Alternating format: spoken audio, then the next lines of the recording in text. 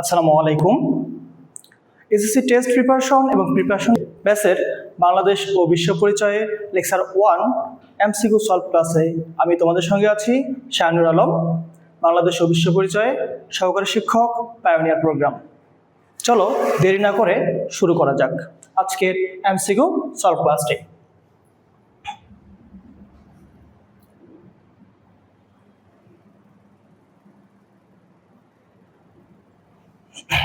আমাদের প্রথম যে কোশ্চেনটা ছিল, কোশ্চেনটা হচ্ছে কত তারিখে ইয়াহিয়া খান জাতীয় পরিষদের অধিবেশন স্থগিত করে?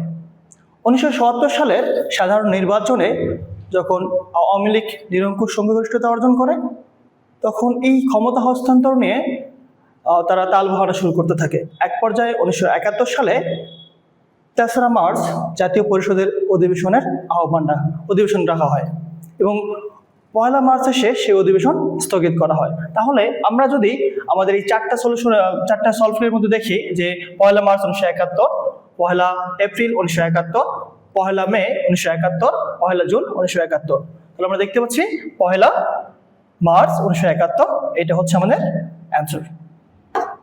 আমরা এখান থেকে নিব হচ্ছে 1 মার্চ 1971।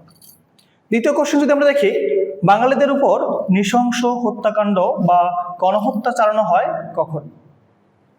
এই বাঙালিদের উপর নৃশংস গণহত্যা চালানো হয় 1971 সালের 25শে মার্চ মধ্যরাতে। তাহলে আমরা এখানে দেখতে পাচ্ছি অ্যান্সারটা হবে 25শে মার্চ। যেহেতু আমাদের এখানে শুধু মধ্যরাত আছে, তাহলে মধ্যরাত অ্যান্সারটা হবে। এখানে অ্যান্সার হবে খ।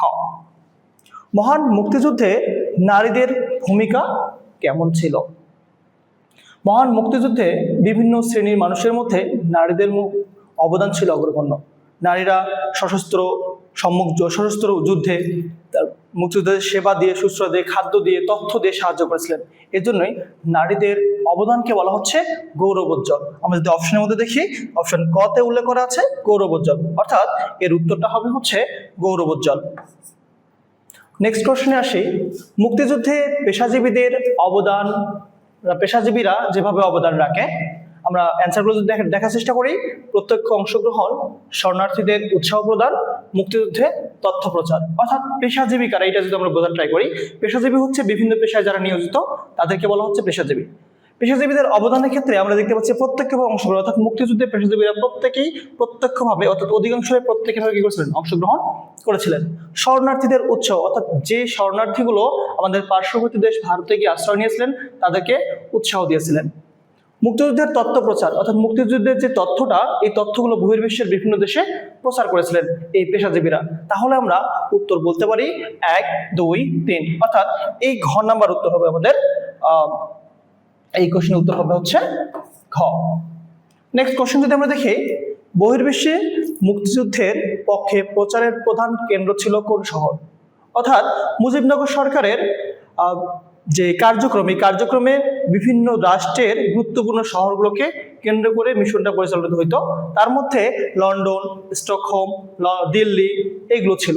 এগুলোর মধ্যে থেকে লন্ডন ছিল বা মুক্তিযুদ্ধের প্রচারের প্রধান কেন্দ্রস্থল। তাই আমরা এই উত্তরটা নিতে পারি এখান থেকে, লন্ডন হচ্ছে মুক্তিযুদ্ধের প্রচারের প্রধান কেন্দ্রস্থল। নেক্সট কোশ্চেন বলা হচ্ছে, তমদ্দুন মজলিস কোন ধরনের প্রতিষ্ঠান হিসেবে গড়ে উঠেছে?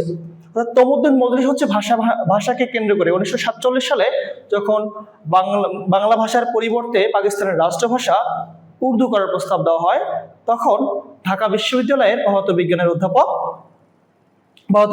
অধ্যাপক আবুল কাশেম এর নেতৃত্বে 2রা সেপ্টেম্বর 1947 সালে তমদ্দুন মজলিস নামে একটি সাংস্কৃতিক প্রতিষ্ঠান গড়ে তোলা হয়। অর্থাৎ আমরা দেখতে পাচ্ছি এখানে উত্তর ক, সাংস্কৃতিক প্রতিষ্ঠান। তমদ্দুন মজলিস একটি সাংস্কৃতিক প্রতিষ্ঠান। আমরা এখান থেকে ক নম্বর উত্তরটা নিতে পারি। নেক্সট কোশ্চেন হচ্ছে, কত তারিখে বাংলা ভাষা দাবি দিবস পালন করা হয়? 1948 সালে 11ই মার্চ বাংলা ভাষা দাবি দিবস হিসেবে পালন করা হয়। অপশনে যদি আমরা দেখি যে 25শে ফেব্রুয়ারি, 11ই মার্চ, 2রা মার্চ এবং হচ্ছে 10ই মার্চ, অর্থাৎ এখানে উত্তরটা হবে হচ্ছে 11ই মার্চ। আমরা নেক্সট কোশ্চেনে চলে যাই। আমরা নেক্সট কোশ্চেনে আসি, পাকিস্তানের দুটি অংশ হলো, নাম্বার 1 পশ্চিম পাকিস্তান, নাম্বার 2 বাংলাদেশ, নাম্বার 3 পূর্ব পাকিস্তান। এখন অনেক স্টুডেন্ট এই জায়গায় একটা ভুল করবে, তাদের বলা হচ্ছে যে পশ্চিম পাকিস্তান এটা তো পশ্চিম পাকিস্তানের একটা অংশ, পূর্ব পাকিস্তান এটাও পশ্চিম পাকিস্তানের একটা অংশ ছিল। এখন অনেক স্টুডেন্ট ভুল করে কি লিখবে যে পূর্ব পাকিস্তান মানে বাংলাদেশ, তাহলে বাংলাদেশ হিসাব করে 1 2 3 উত্তর দেবে। আসলে 1 2 3 হবে না। বাংলাদেশ রাষ্ট্র প্রতিষ্ঠা হয় কখন? 1971 সালে 16 ডিসেম্বরের পর থেকে। তার আগে এটা পশ্চিম পাকিস্তানের একটা অংশ ছিল, যেটা পূর্ব পাকিস্তান। তাহলে আমরা এখানে অ্যান্সার নিতে পারি 1 এবং 3, পশ্চিম পাকিস্তান এবং পূর্ব পাকিস্তান। অর্থাৎ এখানে খ নাম্বার উত্তরটা আমরা নিতে পারি। উত্তর হচ্ছে খ। নেক্সট কোশ্চেন হচ্ছে ছাত্র হত্যার প্রতিবাদে কাঁদতে আসেনি, ফাঁসির দাবি নিয়ে এসেছি শীর্ষক কবিতাটি রচনা করেন কে? 1952 সালে 21শে ফেব্রুয়ারি ছাত্রদের যে হত্যা করা হয়, এই ছাত্রদের হত্যার মধ্যে রফিক, শফিক, বরকত, জব্বার এছাড়াও নাম না জানা অনেকে শহীদ হয়। এই শহীদদের স্মরণে বা শহীদদের এই ছাত্র হত্যার প্রতিবাদে চট্টগ্রামের কবি মাহবুবুল আলম চৌধুরী লিখে থাকেন কাঁদতে আসেনি, ফাঁসির দাবি নিয়েছি এসেছি শীর্ষক যে কবিতাটা, সেই কবিতাটা তিনি লিখেন। তাহলে আমরা এখানে যদি উত্তর দেখি, উত্তর হচ্ছে খ, কবি মাহবুবুল আলম চৌধুরী। নেক্সট কোশ্চেন হচ্ছে ডক্টর শামসুজ্জোহা কোন বিশ্ববিদ্যালয়ের শিক্ষক ছিলেন? অর্থাৎ 1969 সালে গণ অভ্যুত্থানে যে শহীদ হয় ঢাকা বিশ্ববিদ্যালয়ের ছাত্র আসাদুজ্জামান আসাদ এবং রাজশাহী বিশ্ববিদ্যালয়ের শিক্ষক ডক্টর শামসুজ্জোহা। তাহলে আমরা এখানে দেখতে পাই ডক্টর শামসুজ্জোহা কোন বিশ্ববিদ্যালয়ের শিক্ষক ছিলেন? রাজশাহী বিশ্ববিদ্যালয়ের শিক্ষক। অর্থাৎ এখানে উত্তরটা আমরা দেখতে পাচ্ছি, উত্তর হবে ক।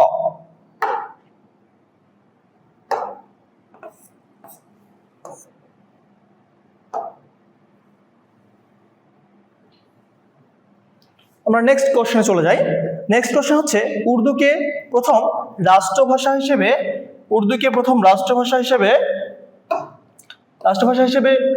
রাষ্ট্রভাষা করার প্রস্তাব প্রদানকারী হলো ডক্টর জিয়াউদ্দিন আহমেদ, চৌধুরী খলিকুজ্জামান, ইস্কেন্দার মির্জা।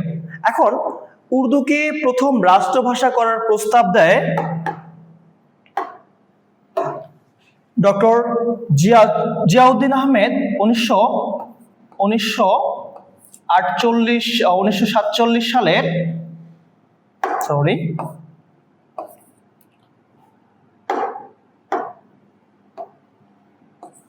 1947 সালের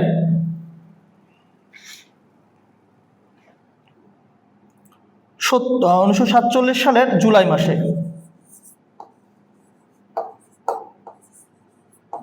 জুলাই মাসে আর চৌধুরী খলিকুজ্জামান 1947 সালের 17ই মে। অর্থাৎ এখানে উত্তর হচ্ছে 1 এবং 2, অর্থাৎ উত্তর হচ্ছে ক। আমরা ক নাম্বার উত্তরটা নিতে পারি এখান থেকে। নেক্সট আমরা পরের কোশ্চেনে একটু চলে যাই।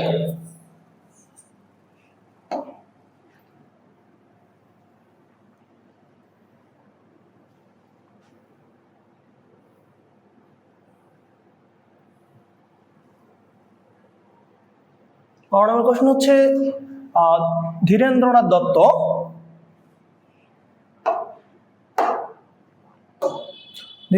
দত্ত কত সালে উর্দুকে ইংরেজির পাশাপাশি ব্যবহার করার দাবি জানান? ধীরেন্দ্রনাথ দত্ত ছিলেন পাকিস্তানের সাধারণ পরিষদের একজন সদস্য। 1947 সালে 25শে ফেব্রুয়ারি তিনি উর্দু এবং ইংরেজির পাশাপাশি বাংলাকে গণপরিষদের ভাষা হিসেবে প্রস্তাব দেন। এই প্রস্তাব প্রত্যাখ্যান করা হয় পাকিস্তানি শাসক গোষ্ঠী। তাহলে আমরা এখানে দেখতে পাচ্ছি 1948 সাল, 1947, 51, 52, 48 আছে, তাহলে উত্তর হবে এখানে খ, 1948 সাল। নেক্সট কোশ্চেন হচ্ছে অপারেশন সার্চলাইটের নীল নকশা তৈরি করেন কে? অর্থাৎ 1971 সালে 17ই মার্চ রাও ফরমান আলী এবং টিক্কা খান কি করে থাকে? অপারেশন সার্চ লাইট নামে একটা নীল নকশা প্রণয়ন করে থাকে। আর এই নীল নকশা প্রণয়নকারী হচ্ছে রাও ফরমান আলী এবং টিক্কা খান। আমরা যদি অপশনগুলোর মধ্যে থেকে দেখি, ক নাম্বার আছে ইয়াহিয়া খান, খ নাম্বার রাও ফরমান আলী, তার মানে এটা একটা উত্তর হবে। জুলফিকার আলী ভুট্টো, আইয়ুব খান। অর্থাৎ এখানে দেখতে পাচ্ছি শুধুমাত্র রাও ফরমান আলী আছে, উত্তর হবে হচ্ছে রাও ফরমান আলী। আবার নেক্সট কোশ্চেনে যদি যাই, মুজিবনগর সরকারের বিশেষ দূত কে ছিলেন? মুজিবনগর সরকার গঠিত হয় 1971 সালে 10ই এপ্রিল। এই সরকার গঠিত হওয়ার অন্যতম উদ্দেশ্য ছিল যে বহির্বিশ্বে মুক্তিযুদ্ধটাকে কিভাবে পরিচালনা করা যায়, বহির্বিশ্বে মুক্তিযুদ্ধের তথ্য আদান প্রদানের জন্য এই সরকারটা গঠন করা হয় এবং বাংলাদেশের পক্ষে জনমত গঠনের জন্য। এবং এই সরকারের বিশেষ দূত নিয়োগ দেওয়া হয় বিচার আবু সাইদ চৌধুরীকে। অর্থাৎ আমরা এখানে উত্তরটা দেখতে পাচ্ছি, উত্তর খ হচ্ছে আবু সাইদ চৌধুরী। আমরা এখান থেকে উত্তরটা নিব। নেক্সট যে কোশ্চেনটা আমাদের এখানে আছে, আমরা একটু দেখার ট্রাই করি। নেক্সট কোশ্চেন হচ্ছে, আমরা একটা উদ্দীপক দেখতে পাচ্ছি। উদ্দীপকে বলা হচ্ছে, মুক্তিযুদ্ধ বিষয়ক আন্তর্জাতিক এক সেমিনারে একজন বক্তা বলেন, বাংলাদেশের মুক্তিযুদ্ধ অনেক দেশের সহযোগিতা করেছিল। একটি দেশ শরণার্থীদের আশ্রয় ও যোদ্ধাদের প্রশিক্ষণ দিয়েছিল। উদ্দীপকের কোন দেশটির কথা বলা হচ্ছে? আমরা যদি আমাদের মুক্তিযুদ্ধের বিষয়ে একটু খেয়াল করে দেখি, যে মুক্তিযুদ্ধের সময় আমাদের বিশেষ করে বিভিন্ন দেশ সহযোগিতা যদিও বা করেছিল, তার মধ্যে সবচেয়ে বেশি সহযোগিতা করেছিল ভারত এবং সোভিয়েত ইউনিয়ন, যার বর্তমান নাম হচ্ছে রাশিয়া। তো ভারত কিভাবে সাহায্য করেছিল? ভারত আমাদের সরাসরি মুক্তিযুদ্ধের ক্ষেত্রে তারা অংশগ্রহণ করেছিল। তারা আমাদের যে শরণার্থী 1 কোটি ছিল তাদেরকে আশ্রয় দিয়েছিল, এবং তো তারা হচ্ছে আমাদের যে মুক্তি বাহিনীর সঙ্গে তাদের যে বাহিনী যুক্ত যৌথ বাহিনী গঠন করেছিল, তারা সার্বিকভাবে তারা সাহায্য করেছিল এবং সবচেয়ে বেশি অবদান ছিল ভারতের। তাহলে আমরা দেখতে পারি উদ্দীপকে কোন দেশটির কথা বলা হচ্ছে। অর্থাৎ উদ্দীপকের লাস্ট লাইনে একটা দেখি, কি বলা হচ্ছে, যে একটি দেশের কথা বলছে, যে একটি দেশ শরণার্থীদের আশ্রয়, অর্থাৎ শরণার্থীরা কোথায় আশ্রয় নিয়েছিল? পার্শ্ববর্তী দেশ ভারতে। এবং যোদ্ধাদের প্রশিক্ষণ, আমরা জেনেছি যে মুক্তিযোদ্ধারা ভারত পার্শ্ববর্তী দেশ ভারতে গিয়ে প্রশিক্ষণ নিয়ে তারা কি করেছিলেন? তারা আমাদের দেশে এসে সম্মুখ যুদ্ধে অংশগ্রহণ করেছিলেন। তাহলে এই প্রেক্ষাপটে আমরা বলতে পারি উত্তর হবে এখানে ক, ভারত।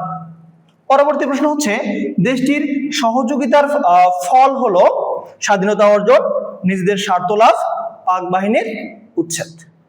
তাহলে দেশটি যে আমাদের সহযোগিতা করেছিল তার ফলে কি কেন সহযোগিতা করেছিল আমরা দেখার ট্রাই করি। যে স্বাধীনতা অর্জন, অর্থাৎ আমাদের স্বাধীনতার জন্য তারা আমাদের সহযোগিতা করেছিল। হ্যাঁ, এটা ঠিক আছে, এটা আমরা নিতে পারি।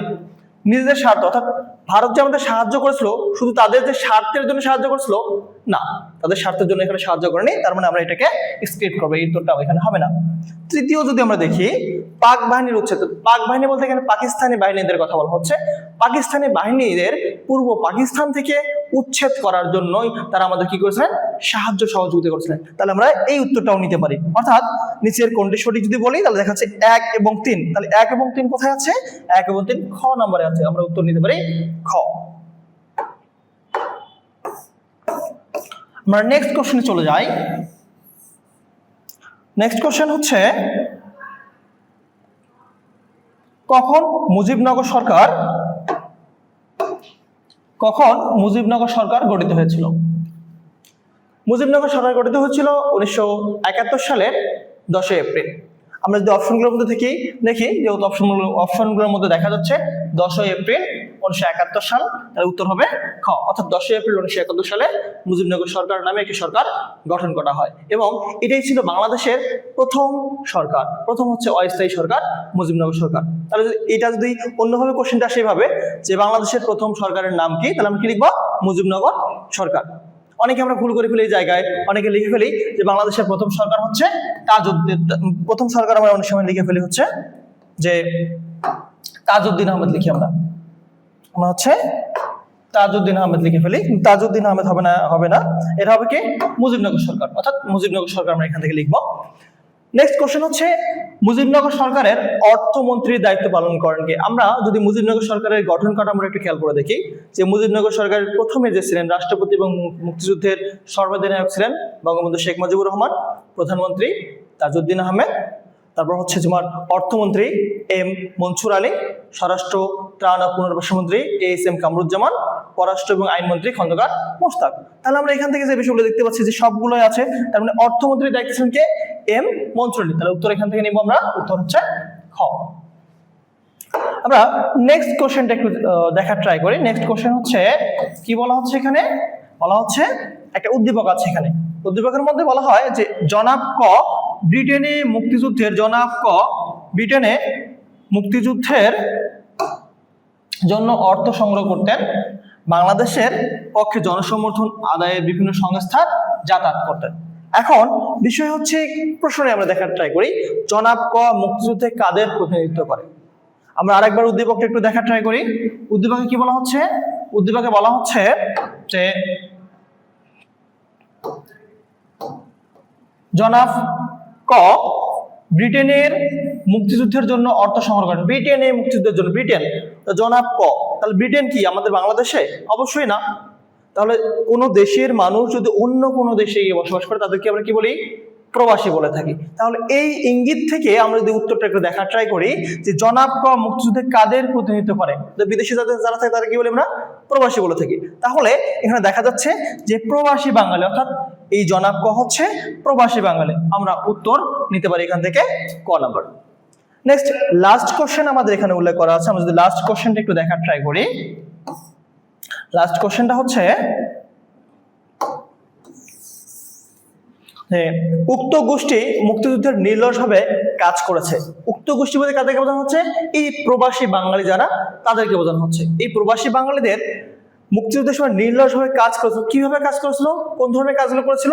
দেখা যাচ্ছে আমরা যদি অপশনগুলো একটু দেখার ট্রাই করি, কি বলা হচ্ছে যে মুক্তিযোদ্ধাদের সাহস যোগাতে, শরণার্থীদের উৎসাহ প্রদান করতে, জনমত গঠনে, জনগণকে শত্রুর বিরুদ্ধে দুর্দমনীয় করতে। অর্থাৎ এই মুক্তিযুদ্ধের সাহস যোগাতে এটাও কাজ করেনি তারা, শরণার্থীদের উৎসাহ প্রদান এটাও তারা কাজ করেনি।